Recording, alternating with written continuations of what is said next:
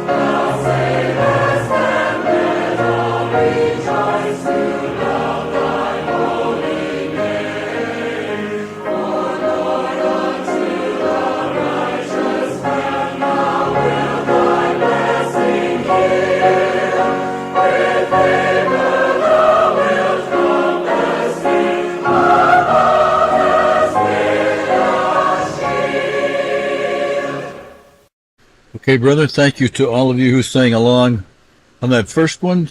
We're going to go right to us straight to a second hymn to sing together from Psalm 44, Awake, O Eternal.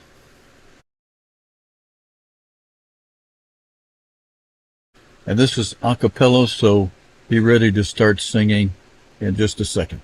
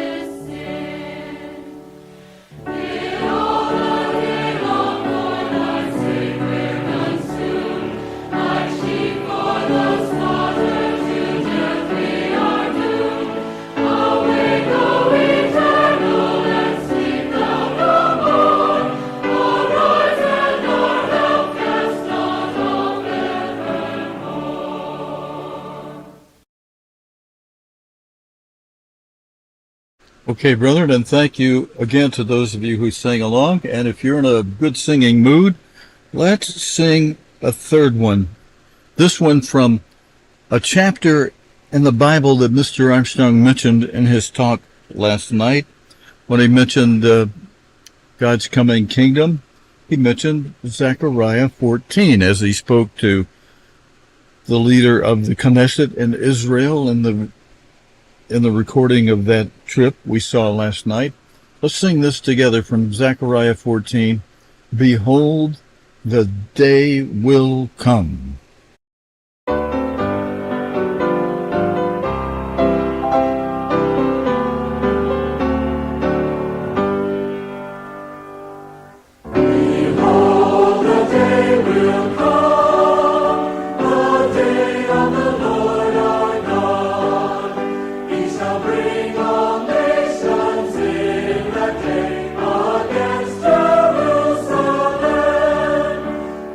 Take us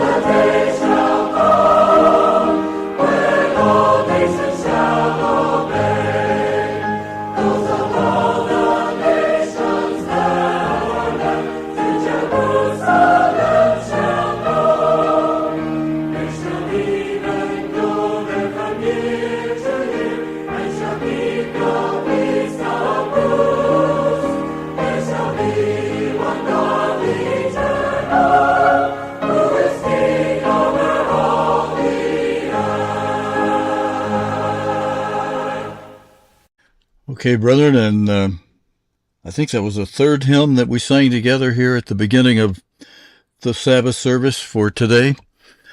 And we'll sing another one a little bit later. I've got several things on the burner for you this morning, and I'm still praying as I speak to you, asking God to guide me through our service for today. And I have a few things. One, we have Mr. Armstrong speaking. I may have played this recently, but we have been speaking on the United States of Europe is coming. Zechariah 14 that we just sang about talks about the time after the United States of Europe does its 3.5-year thing as the beast that arises from the abyss, and during which time those who are accounted worthy to escape will have been escorted via 2 wings of a great eagle to a place of nourishment, a place of protection, refuge. Now, we used to, for a long time, call it a place of safety. And it actually is, and that is an appropriate name for that. But Mr. Armstrong got some flack.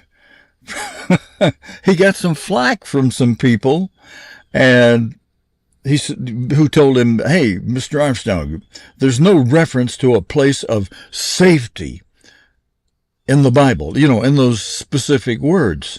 So in acquiescing a little bit, as Mr. Armstrong tended to do more and more in his older years, to not argue with people, he said, okay, it's not in the Bible, so what is in the Bible, and let's take a look there. Now, I've got part of a page from the Middle Eastern Prophecy. One thing, I'm going to read just a few pages from the Middle Eastern Prophecy during our Sabbath service this morning, and partly to kind of whet your appetite to see, hey, that's what's in that booklet that Mr. Armstrong was really encouraging us to read last night, which he pointed out it was from an article that appeared in the Plain Truth magazine, but as a reprint article, they put a booklet cover on it and called it The Middle East in Prophecy. I'm going to read a few pages from that booklet, from that reprint article, to you this morning, and maybe whet your appetite for it. It may be too much to try to read all of it.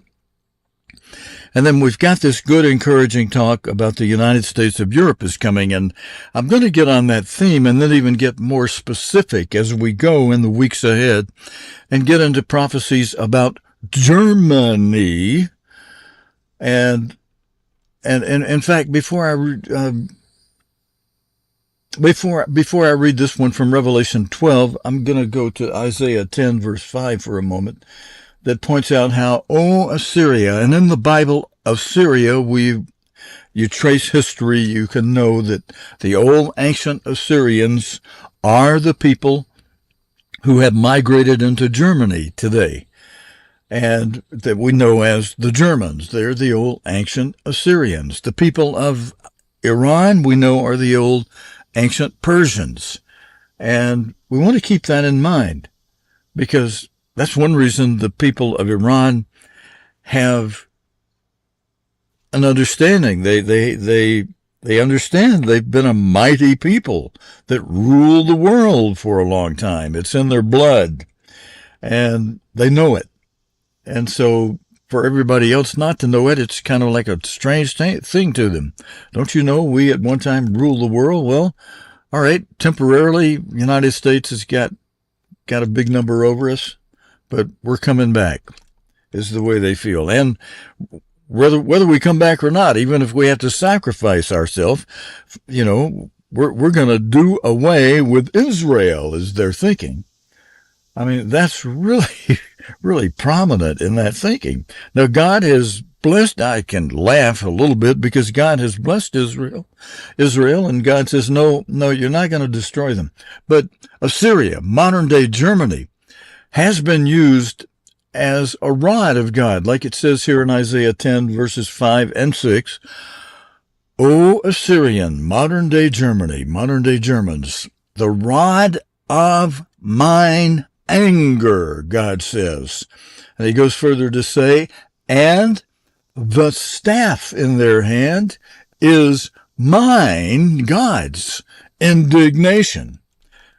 And then in verse 6, God goes on to say, I, God, the great God, will send him, Assyria, the modern day Germans, against an hypocritical nation. Now, who in the world would be that hypocritical nation other than the descendants of ancient Israel who stood before God at Mount Sinai and said, oh, yes, dear Lord, you give us all these blessings you've promised, and we'll keep your law. Oh, yeah.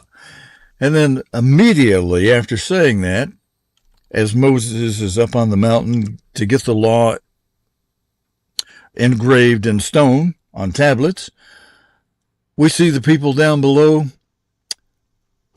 flagrantly disobeying God. And therefore God says, I will send the modern day Assyrians, the Germans of today, against an hypocritical nation, one that says we'll obey and then waste no time disobeying. And I'll send that rod of my anger and that staff that's in their hand, mine indignation, I'll send him with that against the people of my wrath. Now, why would God have wrath against his own people? Well, we just explained it, and it's part of the verse, the expression just ahead of it, a hypocritical nation, because God's people are a bunch of hypocrites a lot of times.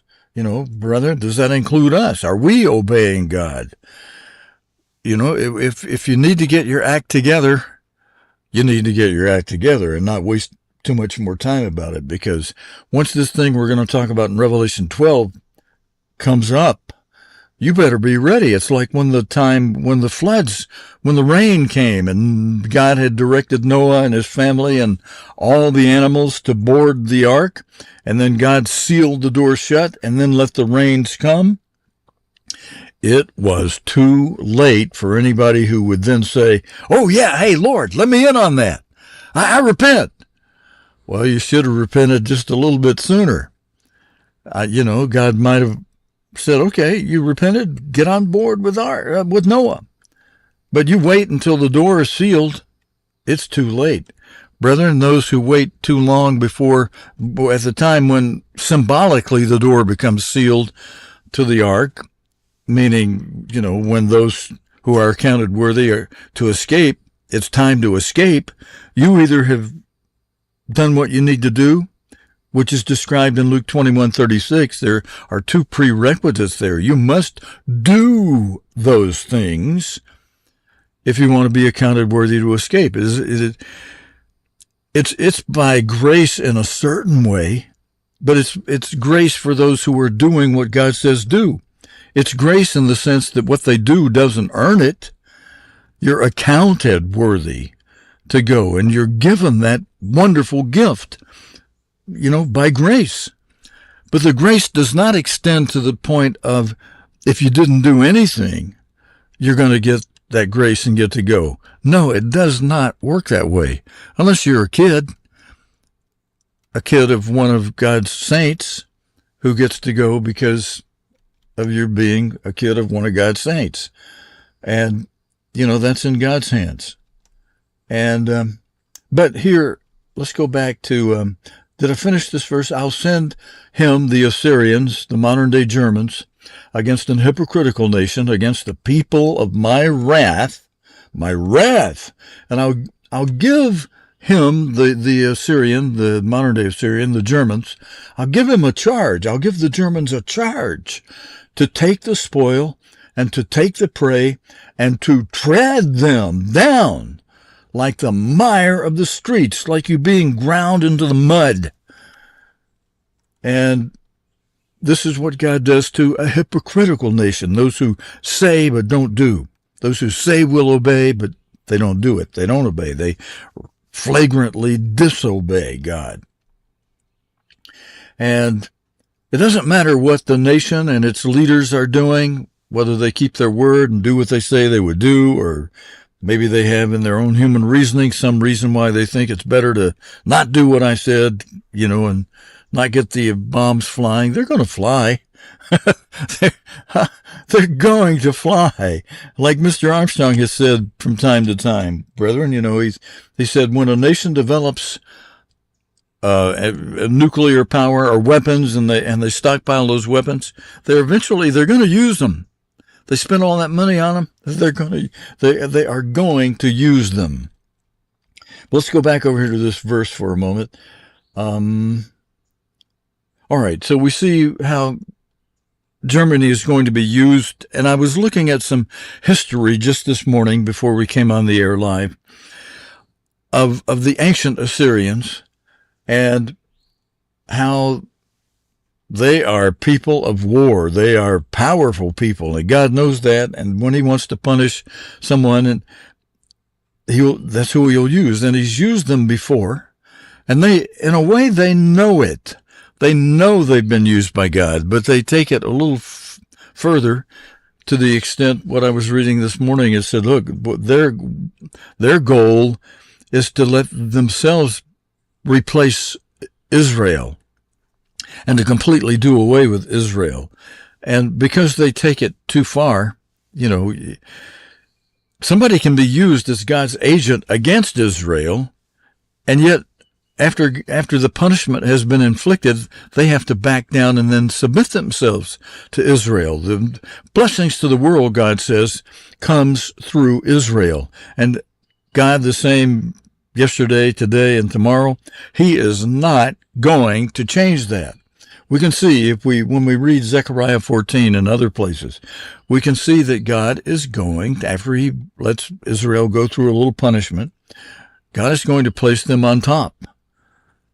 And the blessings to the world, as has been in the past, will be in the future through Israel. Now, those of you who God has called to the truth, you know this. Some of you who may have stumbled upon our Sabbath service this morning or afternoon, if you're watching in Europe, it's afternoon already, although to me it's still very early morning here, and humid where I am. And I've got the air conditioning turned off while we live stream because, the microphones pick it up. But let's go over to a verse in Revelation 12 that relates to what I was just saying about how people would have said to Mr. Armstrong, nowhere in the Bible does it mention a place of safety. Well, they were correct with their words literally, if you're just going to be flat out right literal. But if you're going to use your noodle, if you're going to use some intelligence, your noodle, you know that a place of safety is mentioned in other words in the Bible. And for example, right here in verse 14 of Revelation 12, where we see this explanation, to the woman in prophecy, a church. In Revelation 12, it's God's true church, the church that in verse 9, or verse 13 actually, is the one that brought forth the man-child, as we can see here in at the end of verse 13. The woman which brought forth the man-child, that's referring to Jesus Christ. The only church that brings forth Christ would be God's church, not the church of the devil. Church of the devil tried to kill Christ, not cause him to be born in the flesh so that he could become a sacrifice to pay the death penalty for all human beings. So here in verse 14, where it's to the woman, it's God's this is the woman that represents God's true church, as we can see from verse 13. We're given 2 wings of a great eagle, symbolically, most likely, as Mr. Armstrong has said, modern jet aircraft, that she might fly into the wilderness, into her place, where she's nourished for a time and times and half a time. That equals 1 year plus 2 years plus another half a year. That's 3.5 years from the face of the serpent, the devil. Now, the middle of this verse, I kind of went over it a little bit fast. Let's back up. Right after where it says, to the woman were given 2 wings of a great eagle that she might fly into the wilderness, into her place. Right after that, it says, where she is nourished. So when Mr. Armstrong got beat on the head by a few students, brash students in his elder years, in the latter years of the college, who said, Mr. Armstrong, place of safety is not mentioned in the Bible. Well, yeah, literally by the words, but a place of nourishment is a place of safety. If you're taken to a place that, as Daniel 11 describes that place, is a place that is off limits to the beast power, a place that's protected from the beast for the entire 3.5 years of the Great Tribulation, that is a place of protection. And and if you're being nourished, you're going to be protected while you're being fed. And if you're being fed and protected in a place that the beast cannot get to, that is, in all practicality, is it not, brethren, a place of safety, a place of being kept safe. And even though the words place of safety, quote unquote, are not directly in the Bible, for the many, many, many, many, many years that Mr. Armstrong would preach to us about a place of safety. You hear weathermen when they talk about the weather and, oops, there's cold weather meeting hot weather and it's going to brew up some tornadoes and thunderstorms and possibly hurricanes too. But especially those tornadoes are most vicious. They will say to you, get into your place of safety. People understand what place of safety means. It means go to a safe place. And if we're being flown to a place where God's going to nourish us, well, while he's nourishing us, we're going to see from the next verse or two, he's going to protect us and get us into that place where the beast can't get to us. And so that place where we get into, that we have for 3.5 years, is indeed a place of safety. All right, I'm just saying that because some of you people that beat Mr. Armstrong over the head when you knew he was older and more kindly natured, had suffered a lot of things, had lost 2 wives, one very good, long, faithful wife of a long time, another wife that could have been a wonderful wife for him, and for a while she was, until she started rebelling and not doing what her husband wanted her to do. That was what she used to do when she worked for him as an employee, travel on the trips with him, and she says, "No, I'm not going." Excuse me, your husband asked you to go, and in essence, he told you you're going. He's providing for you and loving you, and you say, "No, I'm not going," and other things. But he suffered the loss of 2 wives, one that went through a tragic divorce situation, very difficult thing. He lost 2 sons. I say 2 sons because the first son, many of you know, Richard Dick, who died in an automobile accident when Richard Dick was still relatively young. That was a tremendous loss to Mr. Armstrong. For any parent who loses a child, usually the parents die before the children die. That's the norm. It's expected. Even that, people mourn greatly over the loss of their parents. But when a parent loses a child, that's not normal. That's not expected. And it causes the parent a lot of grief because it affects longevity of the family and the family name and all that. So Mr. Armstrong lost that son to death in a car accident. And in another way, he lost another son in a more hurtful way. The son was still alive when he lost that son, who became an enemy and went to war with his dad, who created competition that wasn't true competition, and yet it was competition because that competition took brethren who at least claimed to be true brethren of God, and yet in the face of what Mr. Herbert Armstrong told us, that, brethren, don't be going to the church that my son started. That's not God's church. And and yet some people didn't listen. And, people can make mistakes. Maybe some repented of that, hopefully.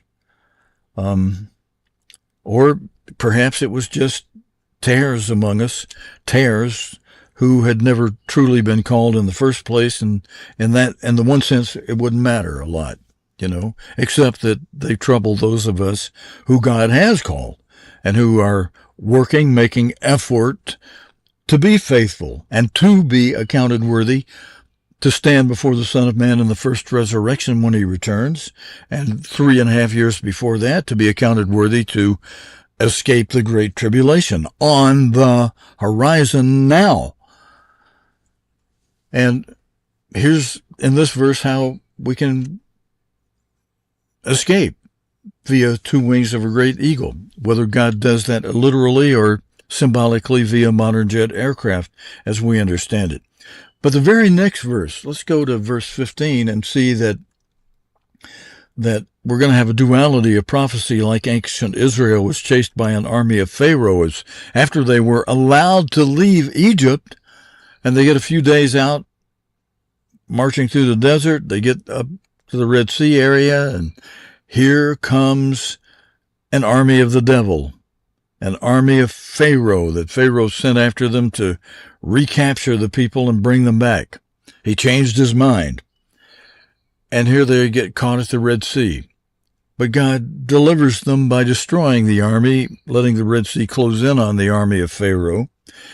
And in duality of that, we see in the very next verse, in verse 15 of Revelation 12, that the devil, which is referred to in this verse as a serpent, and we see in verse 9 an interpretation from the Bible of the old serpent, that great dragon called the devil and Satan.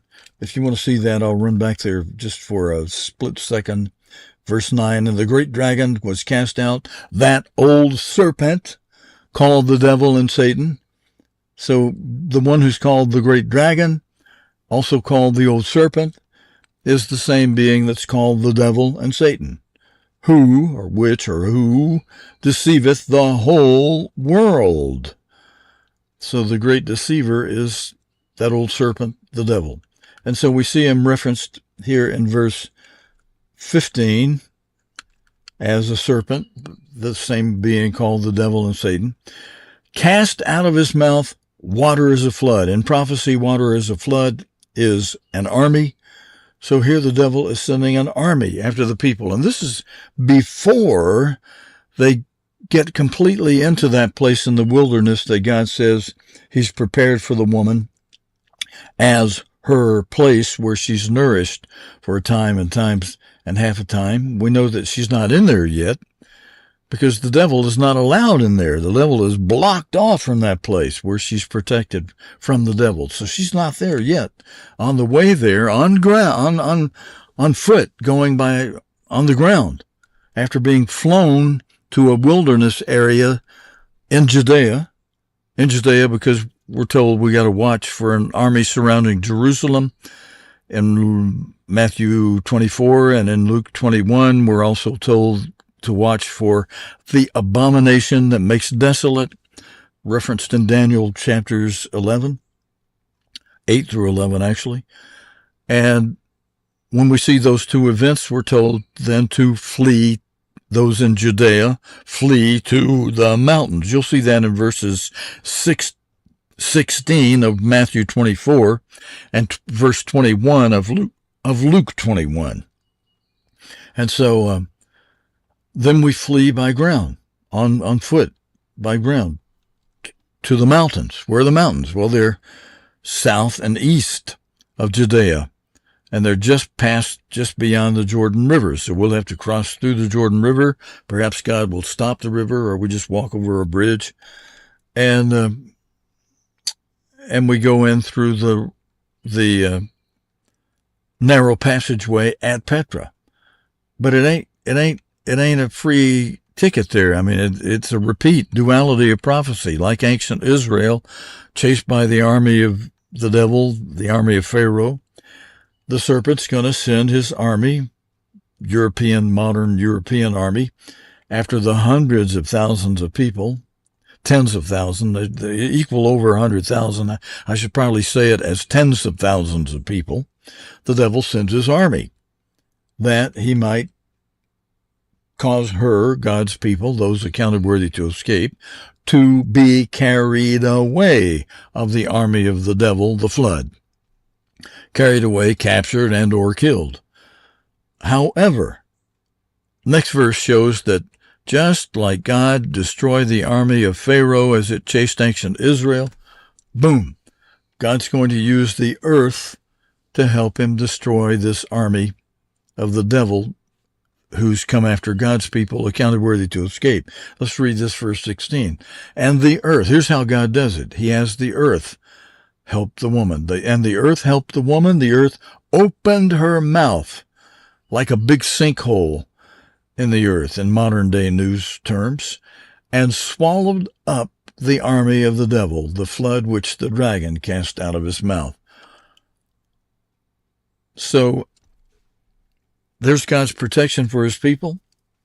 And with that protection, he gets them into that place that's protected where God nourishes her for a time and half a time, for 3.5 full years from the face of the serpent.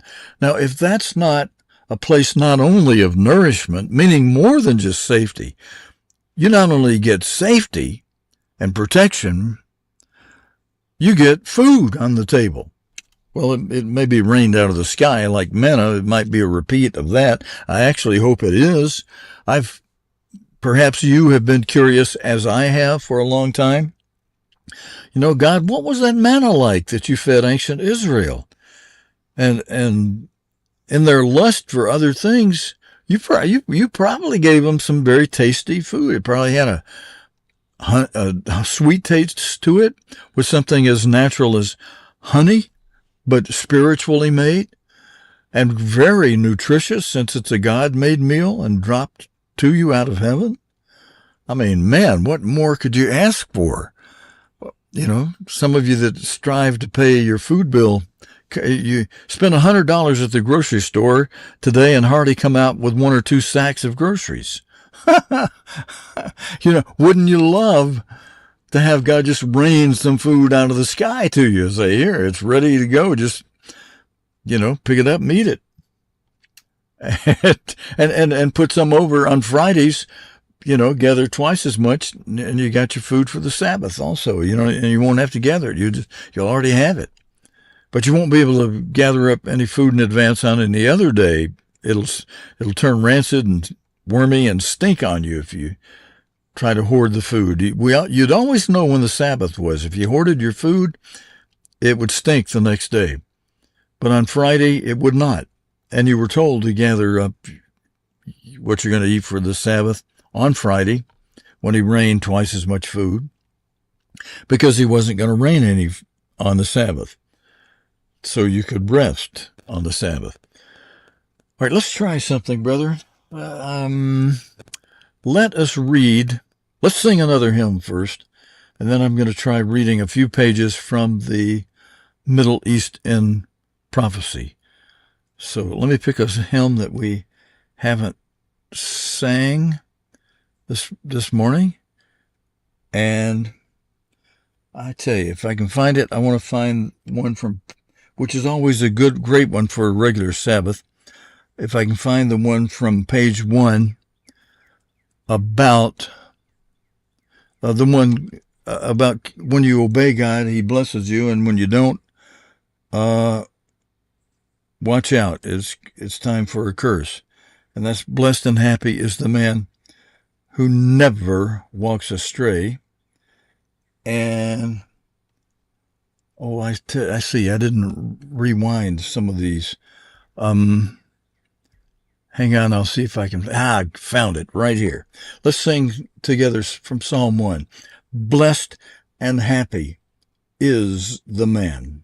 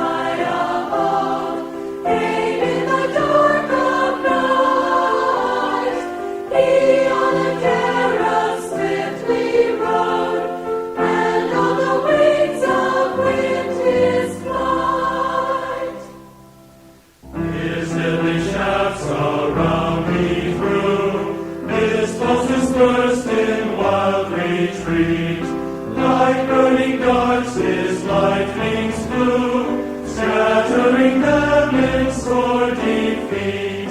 He sent from heaven and rescued me from waters swelling high.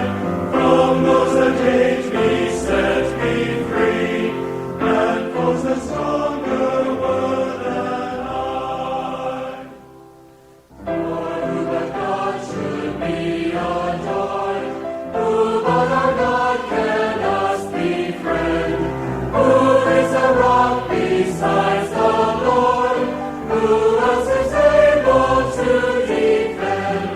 On the eternal I rely, and over foes prevail.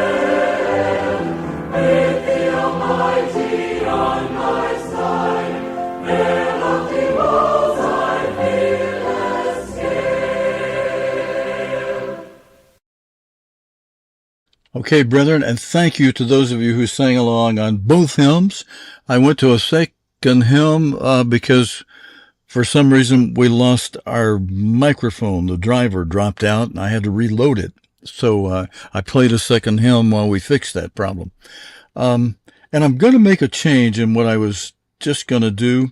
I'm going to save that reading of the booklet, the reprint article on Mideastern prophecy, for the Bible study this Friday night. It fits better to do that for a Bible study anyway. And because I'm not sure what's happening or may happen with our microphone if I attempt to start something that runs for a long time.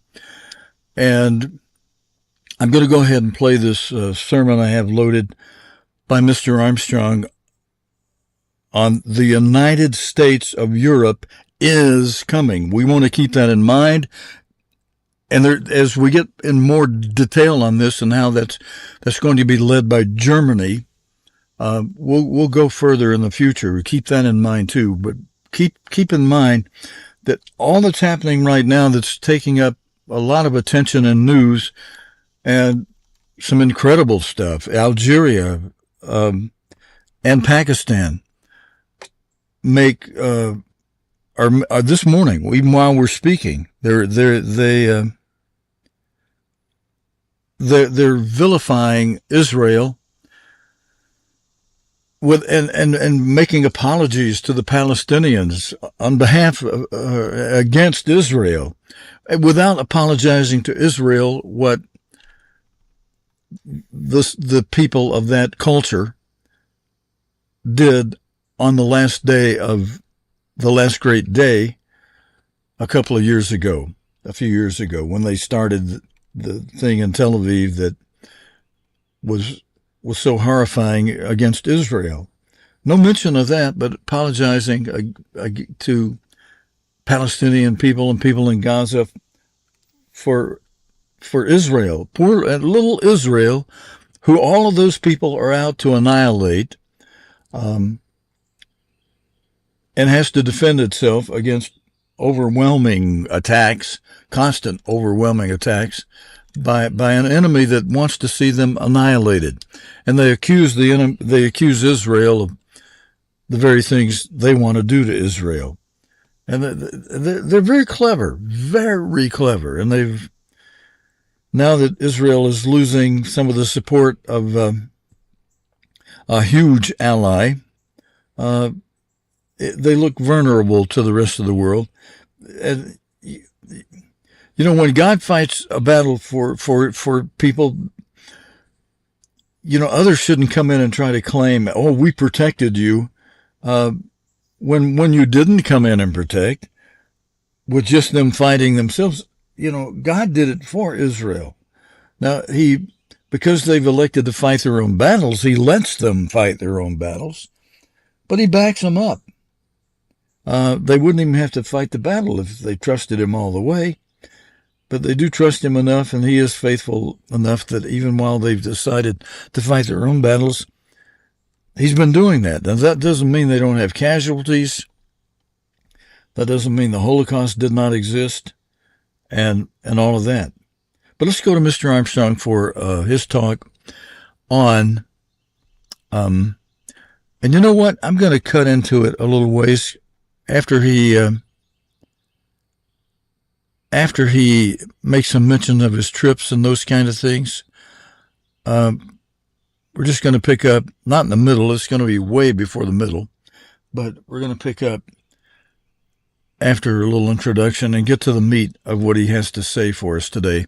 Let's listen closely as Mr. Armstrong explains about the United States of Europe is coming.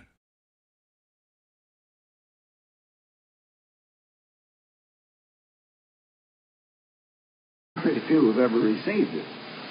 And anyway, I asked the patriarch of the Eastern Church. He's the patriarch at Jerusalem.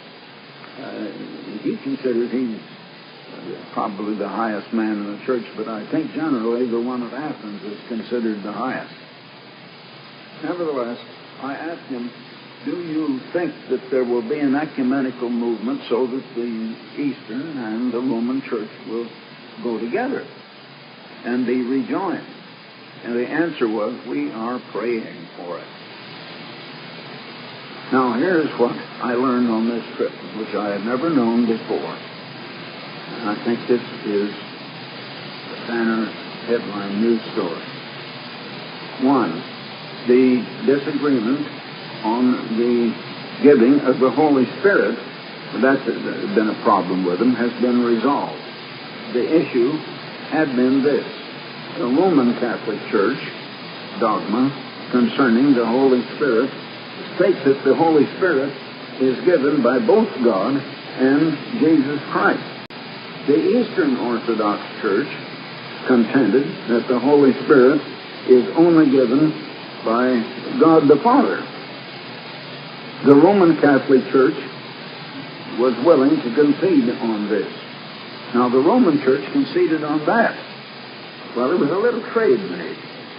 Now, second, the issue as to whom will head the United Church has already been resolved. Now, that was news to me. The Eastern Orthodox Church has already agreed to accept a secondary position for the Patriarch, that's of the Eastern Church, in deference to the Pope, so that the Pope will be on top of the heap. Just as the Bible says. Exactly. We only want, this is a quote, we only want to have our input and impact. The Pope will be the leader of the combined churches. Now, third, the only disagreement that remains to be resolved is the infallibility of the Pope. Quote, we can't buy that, they say in the East. He is only a human being. Well, let me say that it is my understanding that the Pope does not claim to be anything but a fallible human being, and their contention is that he does not claim to speak infallibly only when he speaks officially for the church. And he makes it known that it's like an encyclical or an official pronouncement.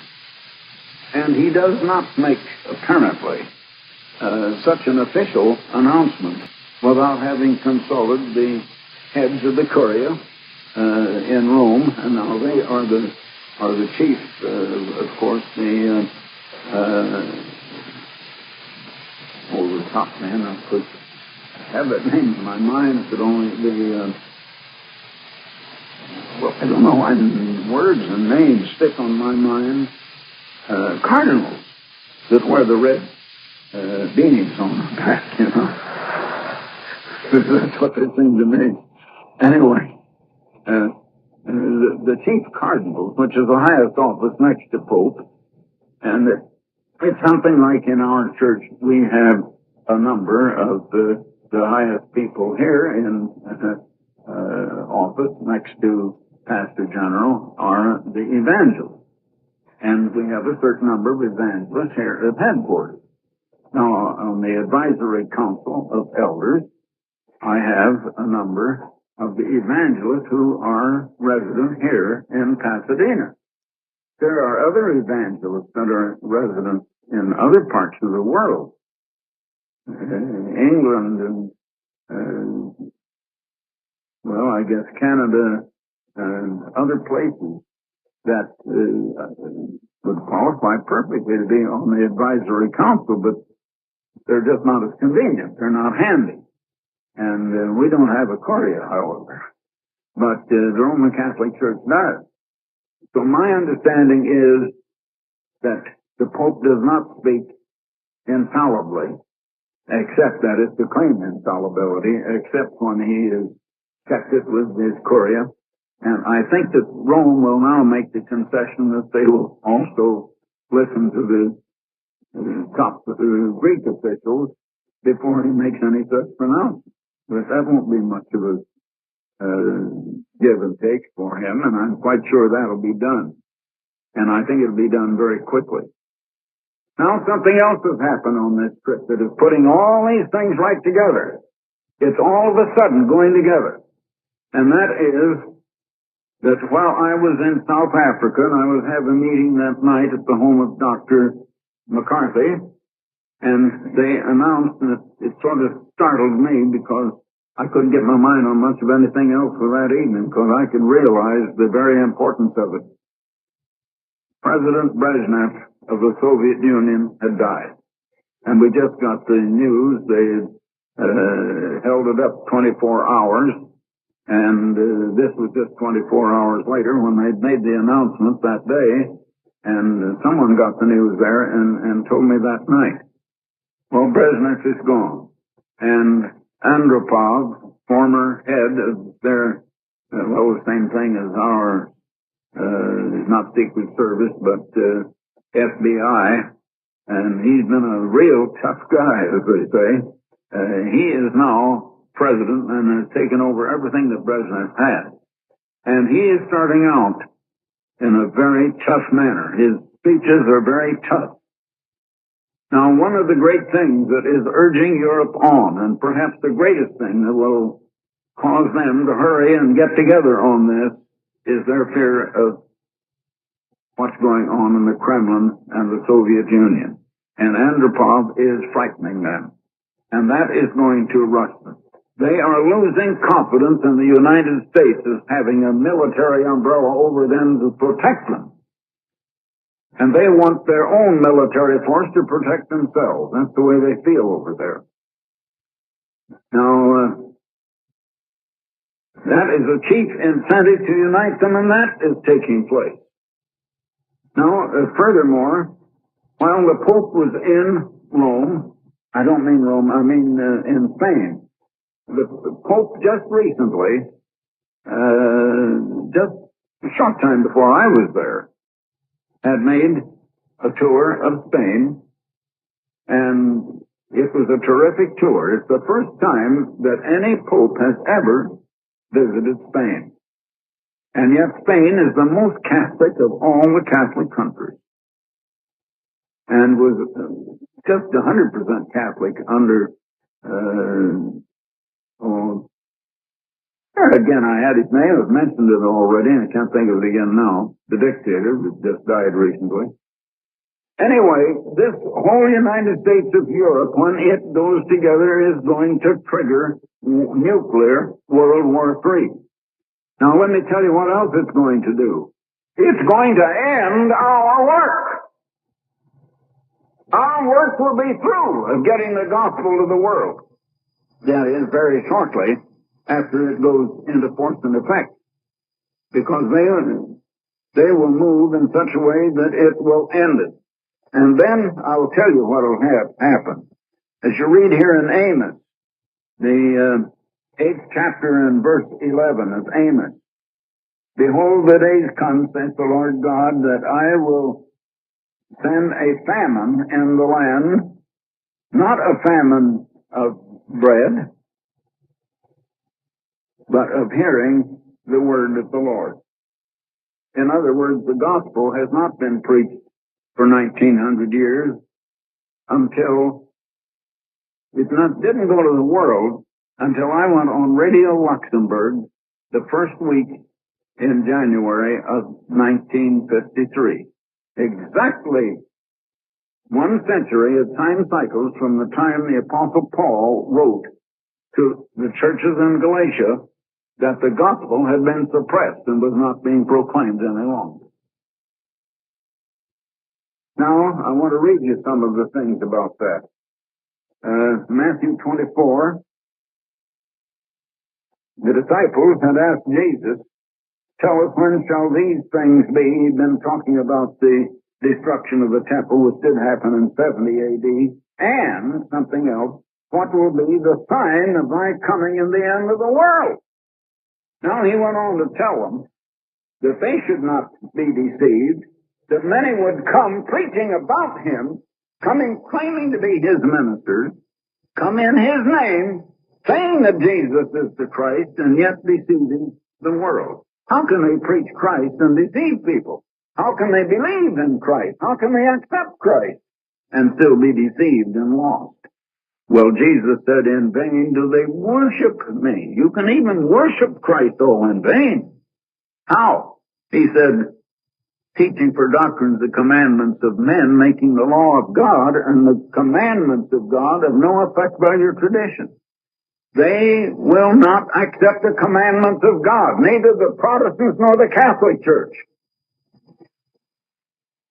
A very prominent cardinal of the Catholic Church, Cardinal Gibbons, this goes back about 60 or 70 years ago, but I remember it very well. He said, "You may search the Bible from beginning to end, and you cannot find one word authorizing Sunday worship. Everywhere the Bible enforces the Sabbath Saturday. The only authority you have for Sunday is the authority of the Roman Catholic Church, and you Protestants are bowing down to us, the Roman Catholic Church, and accepting our authority every Sunday morning." It is, Sunday is the mark of the beast. And the Sabbath is the sign of God. And God made it a Sabbath covenant for all eternity. The 31st chapter of Exodus, verse 12 to 18. Now then, Jesus said many would come deceiving, preaching in his name. And they did. And they have up to now. They have not preached the gospel of the kingdom, the gospel he preached. And finally, he got down to their second question about the sign of his coming. And he said, "And the of the kingdom shall be preached in all the world for a witness unto all nations, and then shall the end come." Brethren, I wonder if you can realize that that gospel was not preached for 1,900 years. Now, 19 years is a time cycle. The sun and the moon and the earth are set in conjunction to set off spaces of time. One revolution of the earth measured by the sun is a 24-hour day. One revolution of the moon around the earth is a lunar month. One revolution of the earth around the sun is a solar year. So you see, the sun, the moon, and the earth mark off days, months, and years. Time. And they only come into conjunction exactly every 19 years. So 19 years is a time cycle. God does things on time.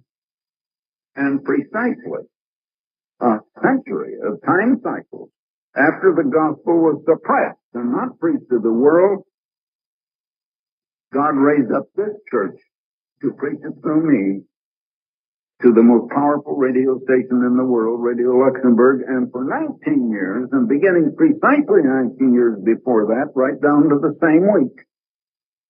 The first week in 1934, I began preaching it in the United States, and have gotten it coast to coast all over the United States in that 19 years.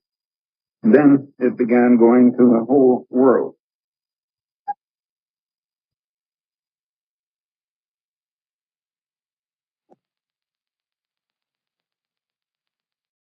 Now then, let's go on a little further.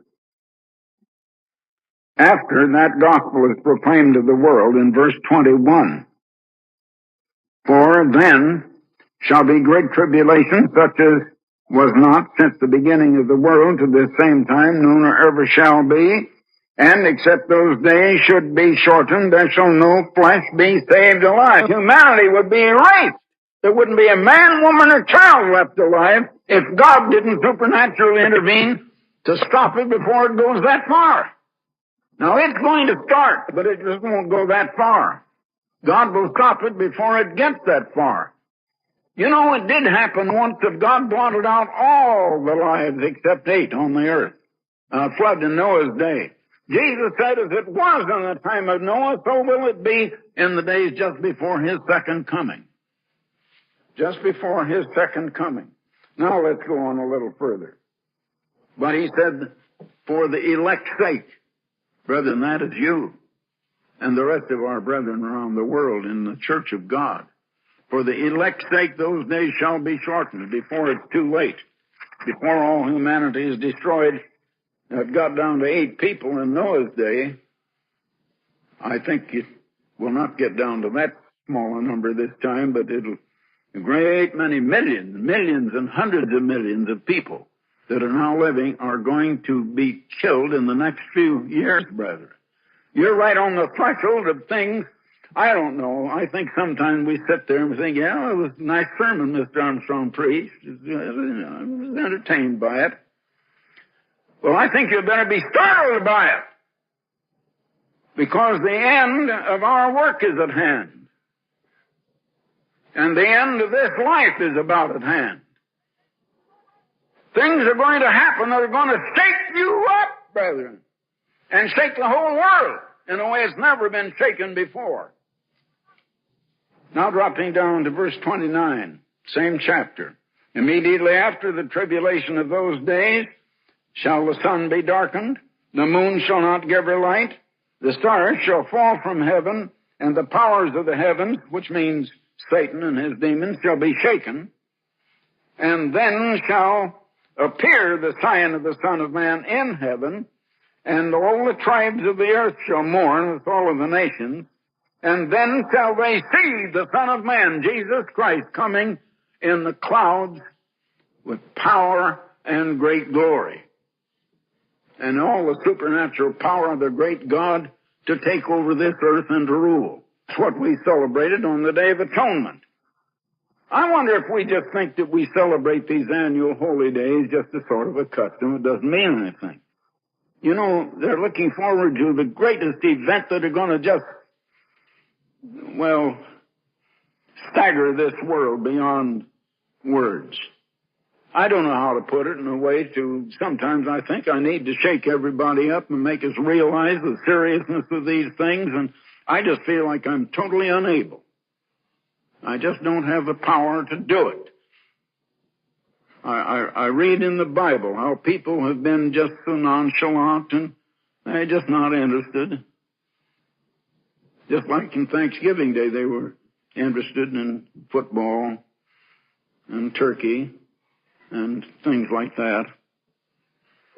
Not interested in what they should be. But that means the second coming of Christ. Now, to see what this thing in Europe is going to trigger, I say it'll trigger World War III. Well, let's go on. Let me prove that now. Let me go on and show you a little bit more. The 13th chapter of Revelation.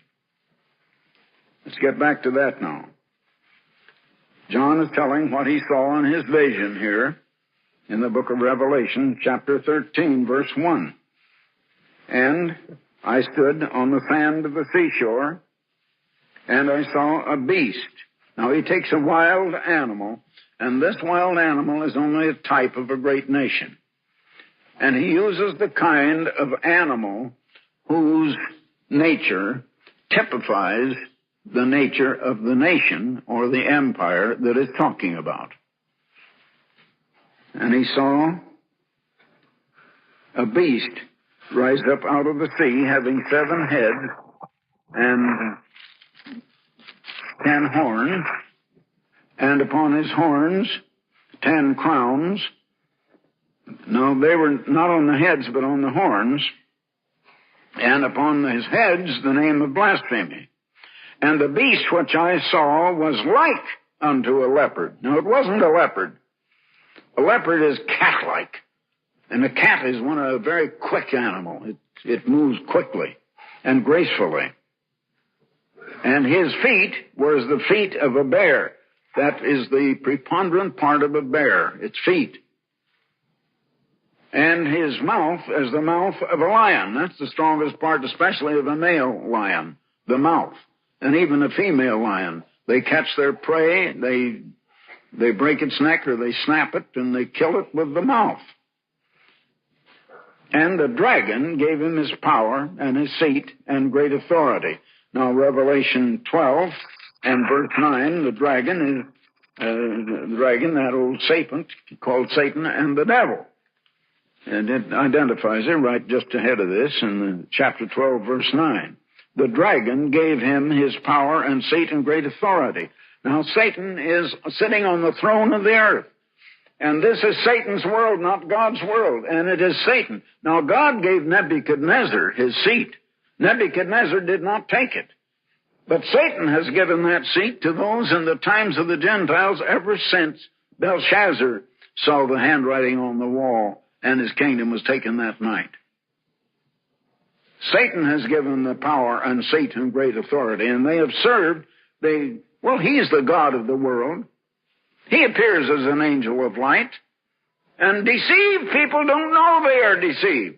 Brethren, I don't say this thing to accuse. I don't say it because I'm angry at the people, with the so-called beast or beast power or the person. And maybe I already know in person, somewhat intimately, the one who will be that beast. If so, I feel sorry for him. And I don't accuse him of anything because he believes he is right. He's sincere. And we need to realize that God has not called us to sit in judgment. Christ is the judge. Let us be thankful God has opened our eyes, our minds, and called us out. Come out from among them in this world and be separate. The world is deceived. But there's a lot of good in this world. You know, the people in this world, they have their professional ethics. They're people of what they call high morals, of high standards, good standards. Oh, yes, they think they're right.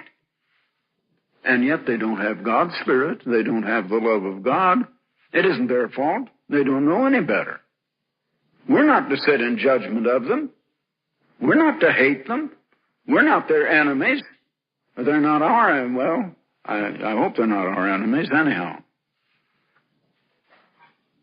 And I saw one of his heads, as it were wounded to death. That's the last head, the Roman Empire. And his deadly wound was healed. That was in 554, as I just told you, the Holy Roman Empire. And all the world wondered after the beast. Now, you have to go back to Daniel 7 to learn what is meant by the symbol beast. In Daniel 7, Daniel saw 4 beasts. The first was like a lion, the second like a bear, the third was a leopard. It had 4 heads, and the last one had the sort of a combination of all of those first 4, but different from all of them. And it had 1 head, but it had 10 horns. So there you have the 7 heads and 10 horns, and so on. Now, it said that they are kings or kingdoms or empires. The beasts then are kings or kingdoms, as you read in Daniel 7. Now, also it says in Daniel 7, I won't take time to go back and read all of that, the saints are finally going to take the kingdom and rule the kingdom forever, that the Gentile empires, from the Chaldean Empire on down through the Roman Empire and to this coming reunion in Europe, it's finally going to be taken over by the saints. And we will rule under Christ forever. Now, I read to you from Daniel 2:44. And in Daniel 2, you find who those empires are. The one, the lion, the head was the same as the head of the image, and that was Nebuchadnezzar, the Chaldean Empire. The bear then was the Persian Empire. The leopard was Greco-Macedonian Empire, divided into 4 divisions for its 4 heads. And the other, strong as iron, was the Roman Empire. Now, it had 10 horns, and each of those horns became another head, as you find in the 7th chapter of Daniel. Now then, I want to go back to the 17th chapter of Revelation. The 17th chapter of Revelation, and notice the first 6 verses. And there came one of the 7 angels, which had the 7 vials. Now, these are the 7 last plagues poured out at the time of Christ's coming. Remember, I'm reading you what John saw in a vision. And what he saw in the vision is just before the coming of Christ. And so the 7 angels, having the 7 vials that are poured out, are plagues poured out on the very time of the coming of Christ. And he talked with me and saying unto me, Come hither, I will show thee the judgment of the great whore. That is, God is doing the judging, or Christ is doing the judging on a great whore, a fallen woman, that sitteth upon many waters. Now, she sits on many waters. And down here in verse 10, verse 9, I guess it is. I got so many marks on here, I can't even read it. The 7 heads are 7 mountains. No, which the woman sitteth? No, it's another place. Oh, here. And he saith unto me, The waters which thou sawest, where the whore sitteth, are peoples and multitudes and nations and languages, or tongues. In other words, many nations speaking many different languages. In other words, Europe. Same thing. All there, just what I've been telling you about. See, the great whore that sitteth on many waters, that is, many nations speaking different languages, with whom the kings of the earth, of those words, have committed fornication. He claimed to be the church. The church is supposed to be the affianced bride of Christ. But she didn't wait to be married to Christ at his second coming. She was married to the kings of this world. Now, the Pope's name, he's called the Vicar of Christ. I wonder if you know what vicar means. Look it up in the dictionary. Vicar of Christ means in place of Christ. It doesn't mean a representative of Christ. It means one who has just shoved Christ aside and knocked him out of the way and taken over. One who said, Christ, get out of here. I'm taking over for you. I'm running it now. In place of Christ. The Roman Catholic Church has claimed that the kingdom of God is the Roman Catholic Church. That the Pope is in the place of Christ. The second coming of Christ occurred. He is ruling the nations of the world. And they ruled for 1,260 years, the nations of Europe, and they call it a Holy Roman Empire. That's why the Bible speaks of her in such terms, of rottenness, of filthiness. Let me go on and read it to you. I saw a woman sit upon a scarlet-colored beast. Now, the beast is the civil government, the political government. The woman is the church. A beast full of names of blasphemy, having 7 heads and 10 horns. And the woman was arrayed in purple, that's the color of royalty, and scarlet, the color of a harlot or a whore, and scarlet color, and decked with gold and precious stones and pearls, having a golden cup in her hand. A woman is always a symbol of a church. A civil government is spoken of in the masculine gender, in the symbol in the Bible. In her hand, full of abominations and the filthiness of her fornication. And upon her forehead, the church's forehead, was a name written, Mystery Babylon the Great, the mother of harlots. In other words, the Babylonian mystery religion, the ancient pagan Babylonian mystery religion, now called falsely Christianity, and claiming to be the original church. And notice that. And a mother of harlots who came out of her protesting and calling themselves Protestant in protest. And God calls them harlots, brethren. Now they're deceived. They don't know it. I'm not calling them names. I'm reading you what God says. It is God who is doing. God has a right to call them names if He wants to. I'm not doing it. Harlots and abominations of the earth. This thing is filthy in God's sight. And yet we've come up among some of that. We've believed a lot of that. And Christ has said, come out from among them and be separate. Christ has called His church out from among all of that to be separate, brethren. And we have to live a different kind of life. And I saw the woman drunken with the blood of the saints. You know that she called them, if they kept the Sabbath instead of Sunday, they were declared heretic or anathema from Christ. Now, the accusation, anathema from Christ, made by the church was considered a capital crime by the government. And the government, the political state, put them to death. And they were martyred. And the woman is drunken on the blood of the saints. The woman says, oh, I never killed anybody. Oh, no, we didn't put anyone to death. No, we just pronounced them anathema from Christ. It is the government. The government put them to death. But the woman sat on top of the beast. A woman riding a horse is weaker. The horse is much stronger. It carries her, but she makes it go, G or haul, turning right or left.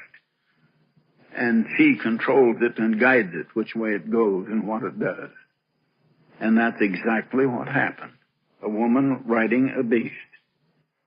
And I saw the woman drunken with the blood of the saints and of the blood of the martyrs of Jesus. And when I saw her, I wondered in great admiration. Now we come down to verse 8. The beast that thou sawest was and is not. Now I have to get the time of this prophecy. At what time was John seeing in his vision? And I think it was right around the year of 1934. And that's about the time that Mussolini claimed that he had revived the so-called Holy Roman Empire. As I say, I don't think it even made front page headlines. But I saw it and I announced it on the air at the time myself. The beast that thou sawest was and is not, and shall ascend out of the bottomless pit. You say it's to come out one more head yet, and go into perdition. And they that dwell on the earth shall wonder when they behold whose names that are not written in the book, all except those in the church. They are going to just look on with absolute dumbfounded wonder when they see this United States of Europe rise up. Now, undoubtedly, Greece will be in. The Pope is going back to Poland in just a few months. And they're declaring this coming year a certain year of rejuvenation of Europe. And I know that they're planning to try to put it over in this coming year. They know they've got to work fast now. And it's going to go to pieces, fit in piece, not to pieces, very, very soon. Now, let me show you a little bit of the final and the end of it. The 10 horns, in verse 12 I want. The 10 horns which thou sawest are 10 kings, which have received no kingdom as yet, but receive power as kings 1 hour with the beast. The beast will be over the 10 nations. Each nation will have a king on its throne. There may be 5 in Western Europe, 5 in Eastern Europe. Poland may break away. Czechoslovakia would like to. I'm pretty sure that Romania would. I've been there 3 times. And I've had even the top people from Romania right near the top of the government as our guest here in Pasadena. And they say that we are communists, but we certainly are not Moscow communists. And they would like to cut loose from Moscow. And also, so would the former nation of Tito or Yugoslavia. Now, Yugoslavia seems to be hanging together. It's really several nations put together, and I thought they might split after Tito died. but they seem to be holding, and I think that they might come in. Undoubtedly, Greece will come in. The people I saw are very in Athens are very anxious to come into this. And strangely enough, even the United States politicians want this thing to go through in Europe. They're all for it. But now, notice this. These have one mind and shall give their power and their strength to the beast. They see in the military power of their nation. And these shall make war with the Lamb, and the Lamb shall overcome them, for he is Lord of lords and King of kings. That means the second coming of Christ. They will fight against Christ when he comes. Now that gets you right down to the very time just before the second coming of Christ. Now I'm afraid I'm going to have to take a little extra time. I've still got a little time, and I hope I can get this without going over time. But now next, I want to show you what connection that has with the Great Tribulation and with the United States and with us. Isaiah 47 now. Back in Isaiah 47, and beginning in verse 1. Now let me see, I want the first 7 verses. Isaiah 47. Come down, this is a prophecy. Come down and sit in the dust, O virgin daughter of Babylon. Now remember, the ancient Babylon was always a he, a masculine gender, under King Nebuchadnezzar, 604 years before Christ, down to 554 BC. That was in the masculine gender. But this is a daughter of that Babylon. This is a church. Remember, the her is always the church. Come down and sit in the dust, O virgin daughter of Babylon. Sit in the ground. There is no throne, O daughter of the Chaldeans. A church that has been riding on top of government speaking different languages.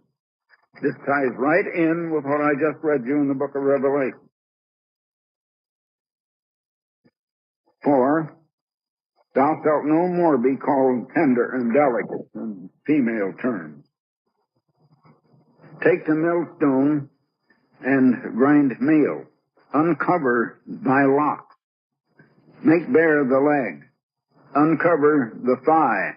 Pass over the rivers.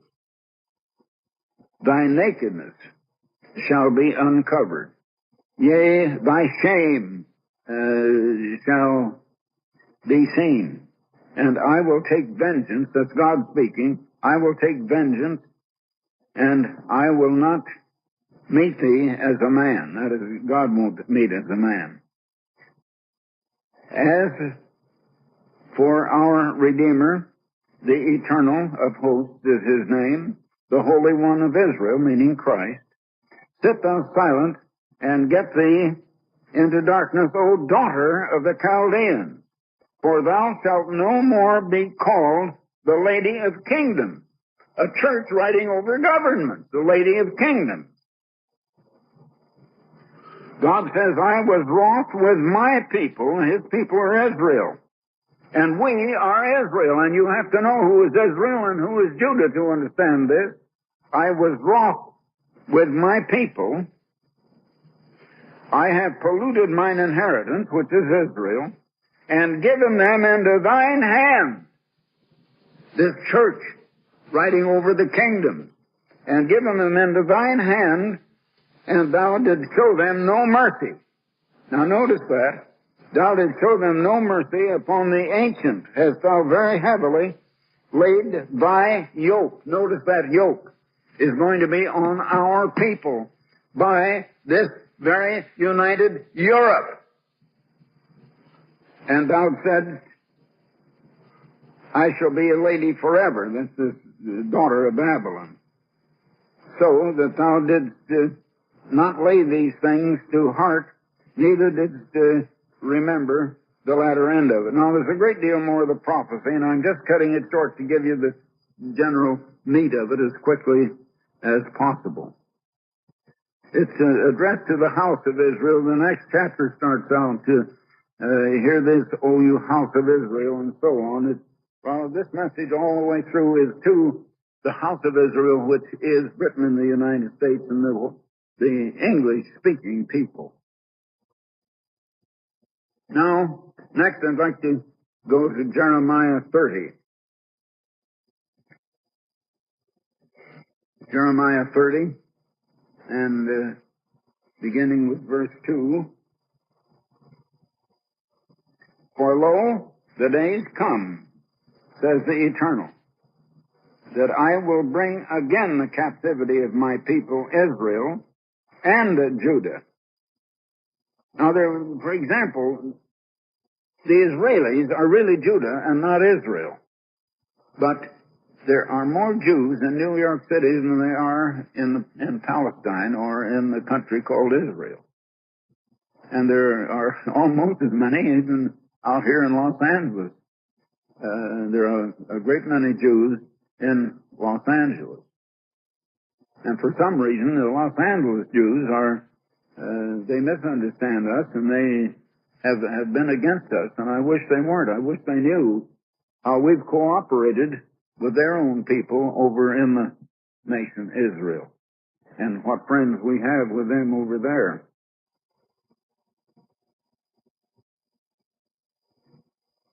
For lo, the days come that I'll bring again the captivity of my people Israel and Judah, saith the Eternal of hosts. I will cause them to return to the land that I gave to their fathers. That's back in Palestine. And they shall possess it. Now that's after the second coming of Christ. And these are the words that the Eternal spake concerning Israel and concerning Judah, showing they're two different peoples altogether, because they were divided. For thus says the Eternal, we have heard a voice of trembling and of fear, not of peace. Ask you now and see whether a man doth travail with child. Wherefore do I see every man with his hands on his loins as a woman in travail? And all faces are turned into paleness. Alas, for the day is great, so that there is none like it. In other words, there can only be one time so great and so terrible that nothing has ever been like it before or ever will again. Again, it's the great tribulation, so that none is like it. Even the time of Jacob's trouble. Now, Jacob means Israel, not Judah, in this case, because the dying Jacob crossed his hands on the sons of Joseph, Ephraim and Manasseh, and said, let my name Jacob be named on them. So we have that name Jacob, not Judah.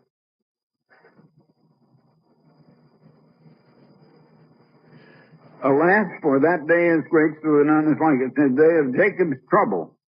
But he shall be saved out of it. He'll get into it, but be saved out of it after he gets into it. But it's going to be terrible. For it shall come to pass in that day, says the Eternal of hosts, that I will break his yoke from thy neck. Remember I said that Babylon, the daughter of the ancient Babylon, will have a yoke on us, and here it is again. From off thy neck, and will burst thy bonds. Strangers shall no more serve themselves of him, but they shall serve the Eternal, their God, and David, their king, whom I will raise up unto them. That is the resurrection, at the coming of Christ. David is to be resurrected and is to be king over all of the nations that come from the 12 tribes of Israel. That includes the United States, the Israelis, Britain, France, Holland, Sweden, Norway, all of these countries. And David will be resurrected and be king over us. Now, the next scripture that I want to read is Jeremiah 50. And the first 4 verses. The word of the Eternal against Babylon and against the land of the Chaldeans by Jeremiah the prophet. Now, let's see. I want to hear the first 4 verses. declare ye among the nations, and publish and set up a standard, publish and conceal not. Say Babylon is taken, Bel is confounded, Merodach is broken in pieces, her idols are confounded, her images are broken in pieces, for out of the north there cometh up a nation against her. Now this is against Babylon, and this is speaking of the communist countries finally coming against what you would call Catholic Europe, which are, and Russia is to the north and they are to the south. Out of the north there cometh up a nation against her. They shall make her land desolate, and none shall dwell there. And they shall remove and shall depart, both man and beast. In those days and at that time, says the Eternal, the children of Israel shall come, they and the children of Judah together. Going and weeping, they shall go and seek the Eternal their God. They shall ask the way to Zion, with their faces thitherward, saying, come and let us join ourselves to the Eternal in a perpetual covenant. That's the new covenant. And then he goes on to say, my people have been lost sheep. Their shepherds have caused them to go astray, the ministers. They have turned them away on the mountains. There's various nations, it means here. They have gone from mountain to hill and have forgotten their resting place. Then it says, beginning with verse 8, remove out of the midst of Babylon, and go forth out of the land of the Chaldeans. And as for the goats before the flocks, to Israel, God says a lot of those things, and there's a lot more here, but it shows that he's talking about the time just before the second coming of Christ and going into that time.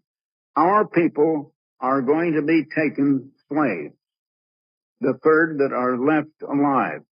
Now, in all of our dwelling places, our cities are going to be destroyed. That is in Ezekiel. Well, let me see. I think I have that all marked out here to read that.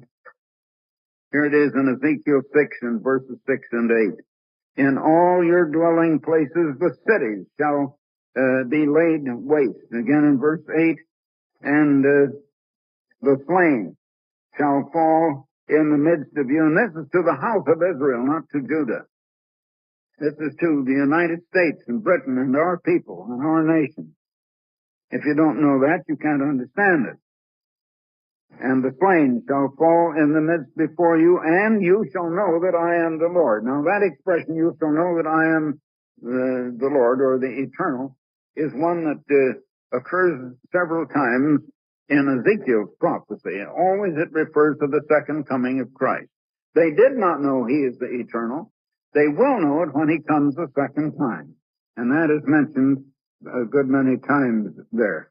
Now that is repeated here just a few verses later. Let me see, it's over in the 12th chapter and verse 20. And thy cities that are inhabited shall be laid waste, and the land shall be desolate, and you shall know that I am the Eternal. That's the second coming of Christ. These are things that will happen just before the coming of Christ, and then he's going to take us and those that are left alive of our people back. Now then, you also have to read in the 3rd chapter of Revelation, speaking of the Philadelphia era of the church, we are going to be taken to a place of safety or to a place of protection during this time. And I don't know how to make anything else out of it. And that's in 2 different places in the Bible. That we, and again, the 12th chapter of Revelation. We're to fly into a place where it is prepared. Now, how God is going to do that, how He's going to bring it, well, we just have to trust Him in faith to open our minds to understand it when the time comes, and I think it's now going to come very, very soon. Well, brethren, I've been preaching this now for the last 48 or 49 years. That's before a great many, I'd say half of you have been born since that time. And now it's all coming to pass. And it is reality. It's going to come very soon. You can laugh it off. You can go out and say, well, I think that we've called Mr. Armstrong God's apostle. I guess he's just a crackpot if you want to. Or you can heed and be protected. Now let me tell you what else is going to happen. And this is one thing that has been seen in Rome very lately. Tags giving the days of the week and showing that the seventh day of the week is Sunday and that Monday is the first day of the week and that Saturday is the sixth day of the week. You get the significance of that, brethren? They've been trying to change the calendar in Europe for the past 20, 30, 40 years. They haven't changed it yet. The new United States of Europe will do it. Now, there is one commandment that is the test commandment. I want to tell you, the people of the world and of Protestantism and the Catholicism, they will admit that we shouldn't have other gods before the true God, the first commandment. They will admit that we should not make images. I don't know if the Catholic Church will or not, but the Protestants, most of them will, of God, that we shouldn't take His name in vain. They will admit that we should honor our parents. They will admit that we shouldn't commit adultery, that we shouldn't lie, we shouldn't steal. It's wrong to steal. Murder is wrong. Oh, yes, we have human laws against those things, against stealing and murder especially. And, of course, lying, sometimes if you lie in court and it's called perjury, why, you can be held in contempt of court and get fined. Of course, it's done all the time anyway. And it's wrong to covet.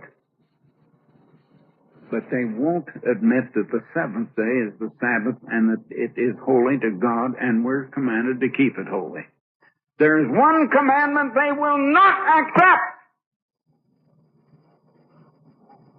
That is God's test commandment. And it's going to be a test for us. And the mark of the beast is soon going to be enforced. And you're going to find that you will not be able to have a job, you will not be able to buy anything, you will not be able to receive any money unless you turn back to Sunday. Brethren, I tell you that's going to happen in the very next few years. And it may happen by next year or the year after. The mark of the beast is going to be enforced, which is Sunday instead of Sabbath. Sabbath is God's sign. I've got to preach some more sermons on it.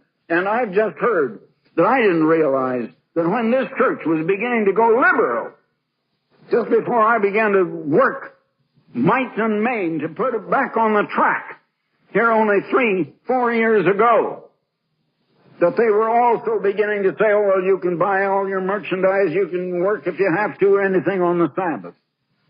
They were saying that, even the ministers in this church. They're gone, they're out of here now. And you show me any minister that will say that now, and I'll see that he gets out of the church in a hurry. Because no such minister belongs in the church of God. It's time this church gets cleaned up.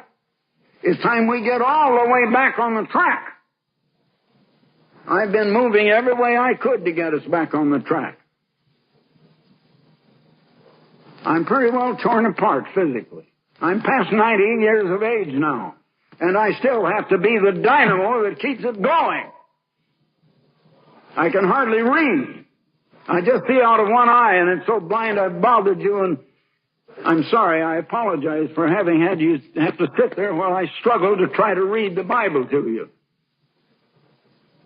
But I do the best I can. And I hope you'll do the best you can, brethren. You know, I'm just reminded, last time I saw Mrs. Thatcher of England, the Prime Minister, as we were leaving, she said, well, there's one thing, our two countries, the United States and Britain, must absolutely continue to hang together. And I said, well, if we don't hang together, we'll probably hang separately. And that's the way it is with us, brethren. We had better get on the track and be sure that we are there. I wish you could have all heard the sermon this morning. I have to preach on things like this. I have to bring these things to you. Other ministers can bring you spiritual food for your everyday living. But there are things like this that I have to bring to you. Now, we're going to have to get back onto the Sabbath question and what is the mark of the beast. I've been giving you a little bit about who the beast is now this afternoon. All of a sudden, I've been preaching this for years, and now, all of a sudden, these things are all falling into place. It's going to happen. The question is, are we ready? We're going to be put into a test that you can't dream of. The 10th commandment is going to be a test, and your life is going to depend on whether you can trust God or whether you will give in. And I predict that some of you are going to give up the Sabbath and give in and go with the world. But the plagues of God will be on you if you do that. But everything that the civil government and police and the power of man can do to you will be on you if you don't give in on the Sabbath Sunday question. Where are you going to stand? You're going to be put to a test such as you've never had before, brethren, and very soon. And I tell you, the time has come when you better do a little fasting and praying and get back close to God and be sure that you're so close to Him that you can rely on Him, that you can trust Him. Because you're going to have to trust Him with your life, and very soon. Now, I hope this shakes you up a little bit, because if I can shake you up now, that's fine. But if I don't, the conditions in the world are going to shake you up, and very soon. So let's all get back, and we better hang together. So pray for me as I pray for you. We need to pray for one another now as never before. Thank you, brother.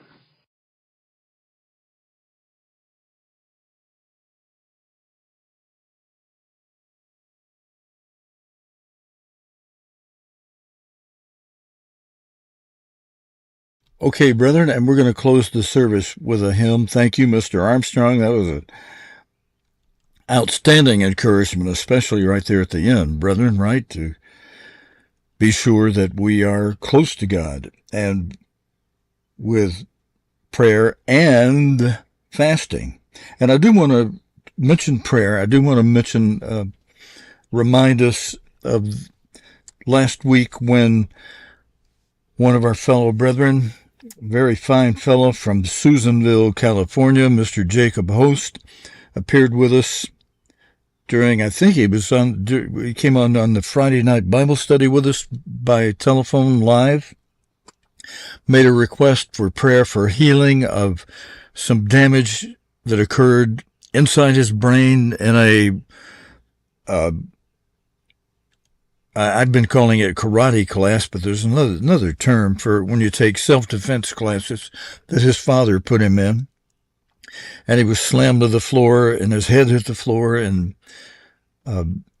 x-rays or scans, however they make a film of what's inside the brain, showed that two parts of the brain that are separate parts of the brain but normally are connected, that connection It showed it as being severed. And they understand that to be the reason why for months and years now, Jacob has suffered epileptic seizures. And he has been taking some medicines that have side effects. He would like to get off those. He's trying to get his doctor to wean him off. And he's also been anointed and asking God to heal the brain injury, the disconnection between the two parts of the brain that has occurred. They still communicate, but it sparks, like having a short on a spark plug, where there's supposed to be a nice firm connection. So God can heal that. And Jacob is doing the part of James 5, starting in about verse 16, 17, 18, where it says, confess your faults one to another, your sicknesses, your illnesses, and pray for one another. So he's asking for the prayers that God tells you when you learn of a brother's need for healing. God asks you, brethren, to perform your part and think ahead to when you might be sick and need healing yourself.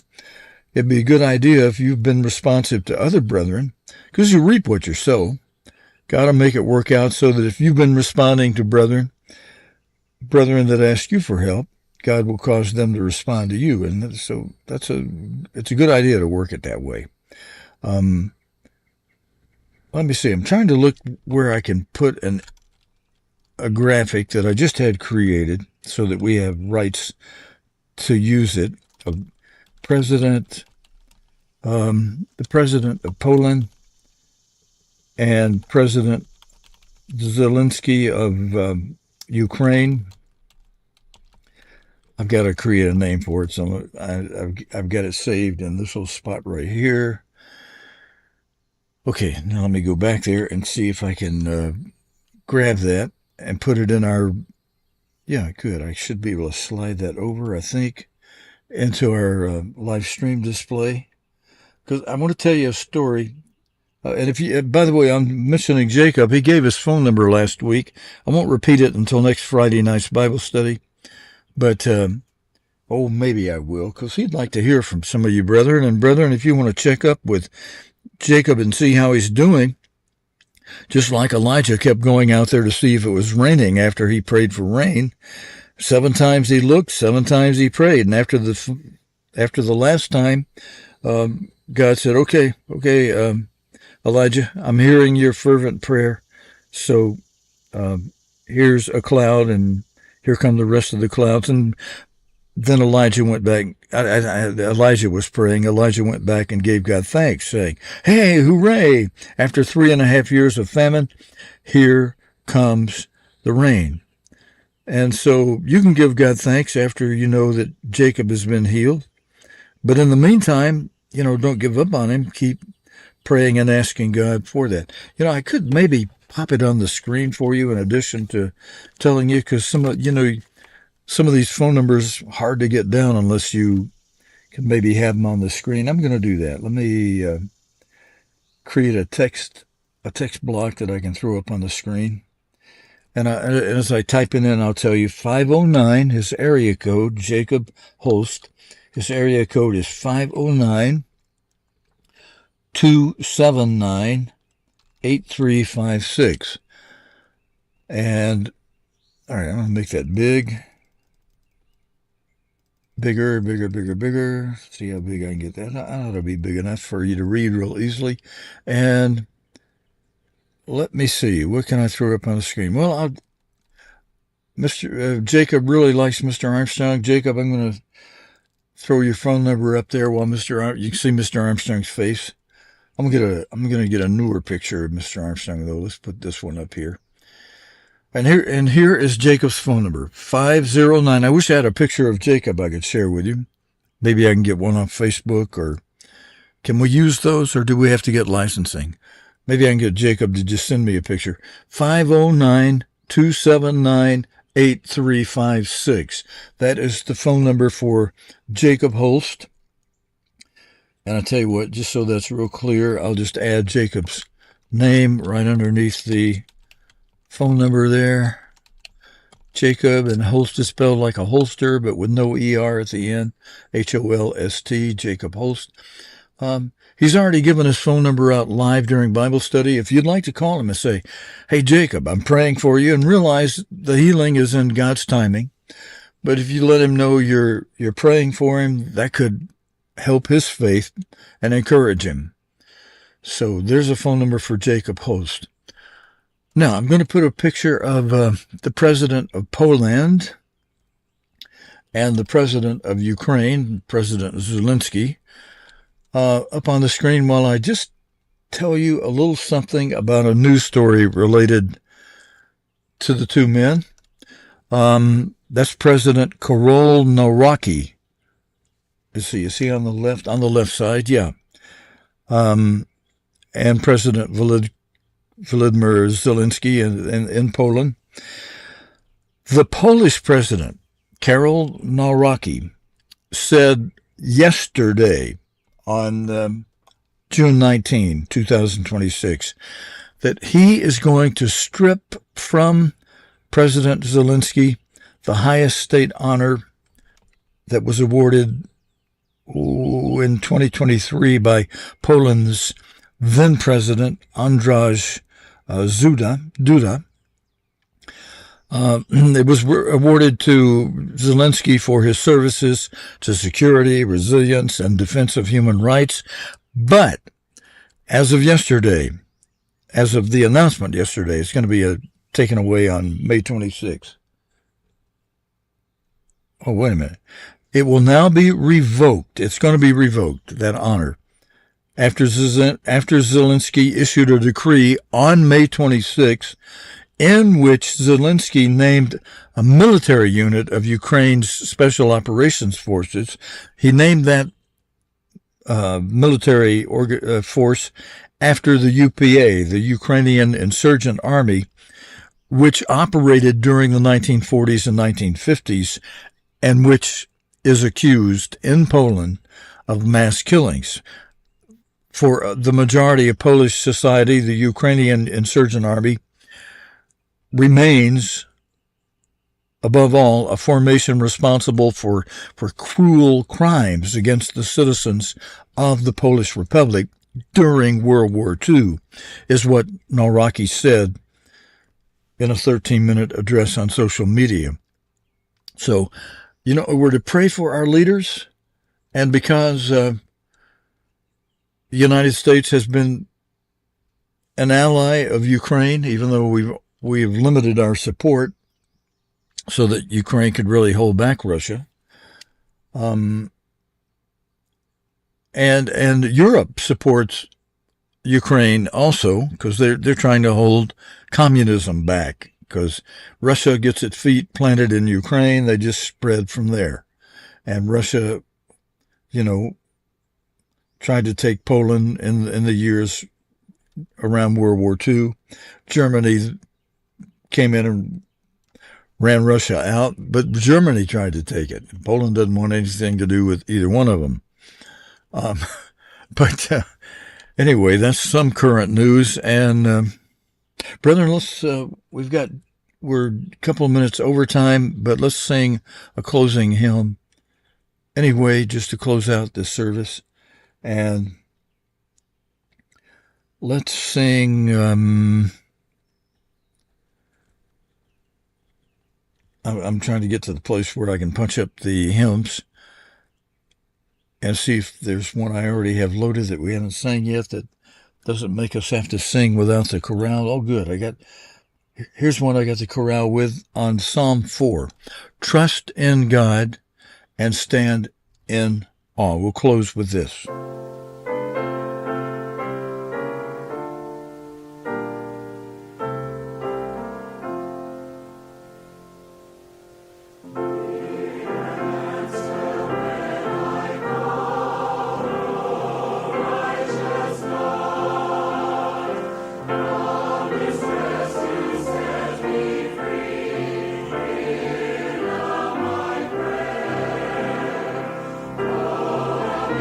Love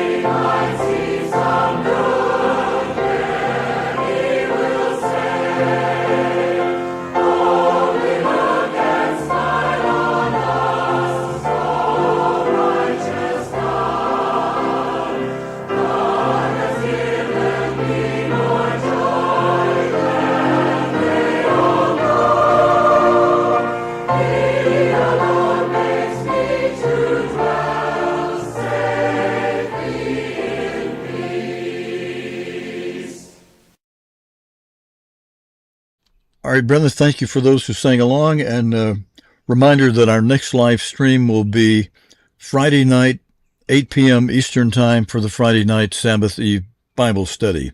In the meantime, brother, I'm going to wish you a good rest of the Sabbath. Thanks for joining us for the weekly Sabbath service this morning.